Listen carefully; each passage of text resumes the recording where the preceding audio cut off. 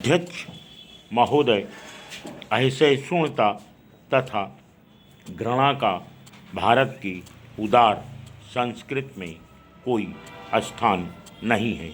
मेरी सभी पंथ तथा जाति के लोगों से अपील है कि हम कल्पना के शत्रु खड़े न करें और अपनी तलवार से ही स्वयं को घाव पहुंचाने का रास्ता न अपनाएं।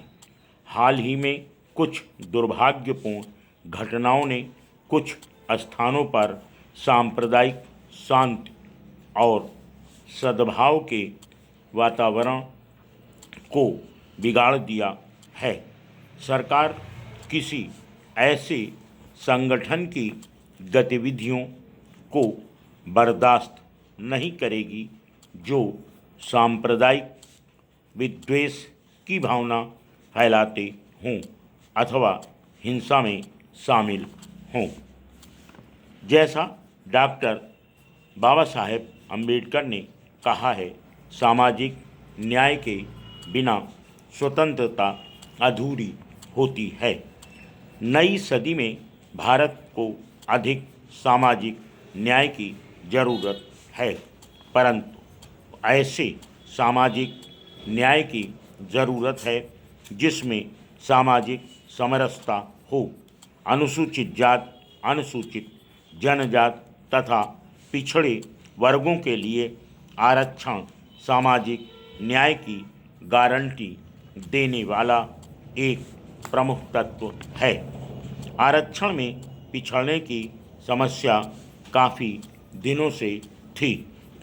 हाल ही में हमने संविधान में संशोधन करके इस समस्या को हल किया है।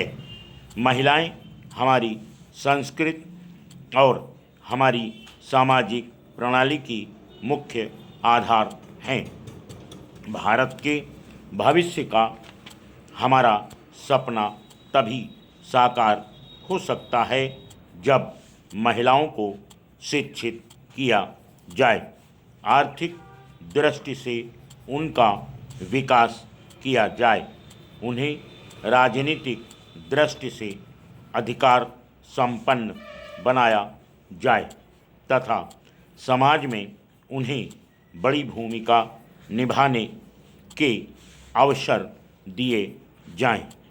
सांसद और विधान मंडलों में महिलाओं को आरक्षण देने का हमने वादा किया है। इस क्रांतिकारी आशय को उपयोग में लाने के लिए आप राय बनाने के प्रयत्न में तेजी लानी होगी। ग्राम पंचायतों और नगर पालिकाओं में आरक्षित स्थानों पर चुनकर आई अनेक महिला सदस्यों और अध्यक्षों से मिलने का मुझे अवसर मिला है। उन्होंने अपने कार्य निष्पादन से यह साबित कर दिया है कि वे जनतांत्रिक प्रक्रिया और प्रशासन में पुरुषों से किसी भी तरह कम नहीं हैं। उत्तर पूर्व के राज्य राष्ट्रीय जीवन और भारत के विकास के में एक विशिष्ट स्थान रखते हैं। इन राज्यों की विकास योजनाओं के कार्यान्वयन में कई बाधाएं रही हैं।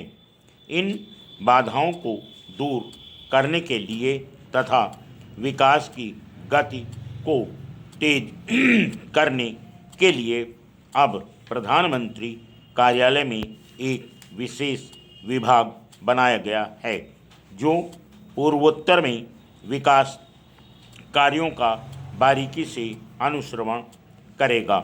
इस क्षेत्र की राज्य सरकारों तथा वहाँ की जनता के सहयोग से परिस्थिति में सुधार हो रहा है।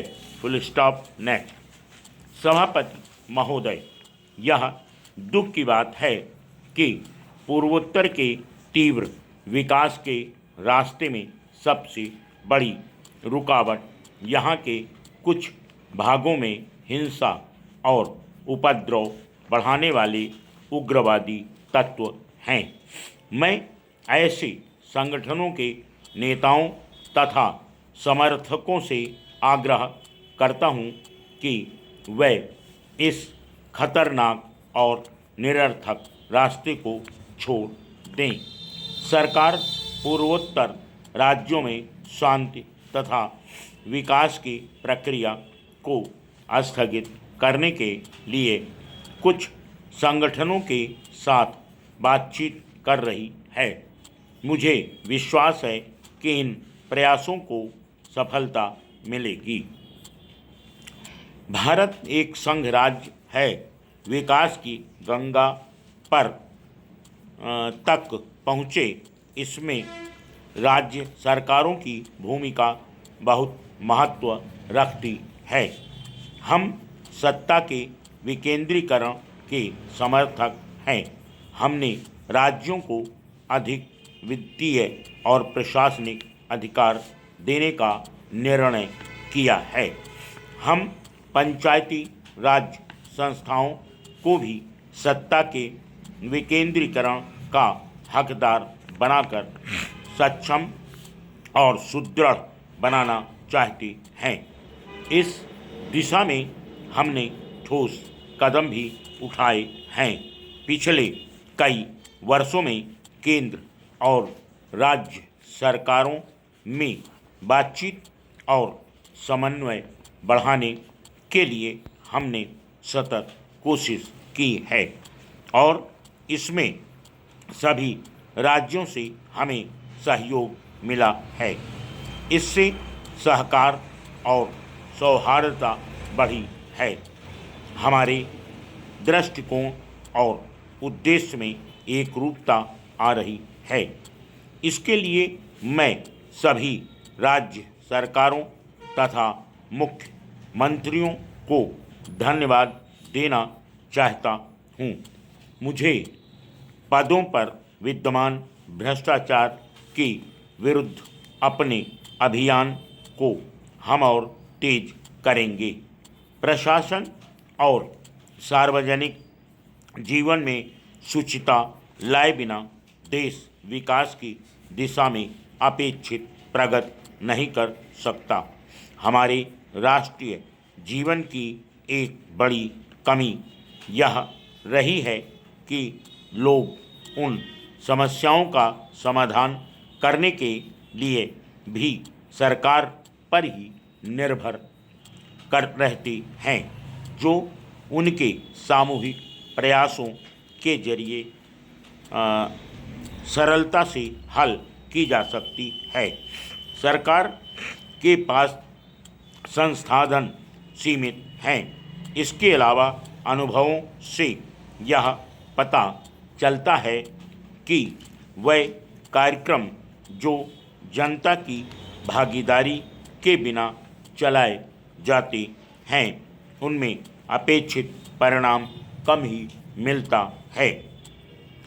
उदाहरण के तौर पर जनसंख्या में स्थिरता हो या प्राकृतिक आपदाओं से मुकाबला, पानी और बिजली की बचत हो या सार्वजनिक स्थलों को स्वच्छ और सुंदर रखने की बात, ऐसे सभी उद्देश्य तभी सफल हो सकते हैं जब सभी नागरिक उत्साह से और संगठित ढंग से अपना योगदान दें।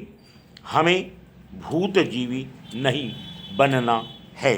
मैं इस बात पर बल देता आ रहा हूँ कि भारत को भविष्य की चुनौतियों तथा सुअवसरों पर अधिक ध्यान देना चाहिए। Full stop.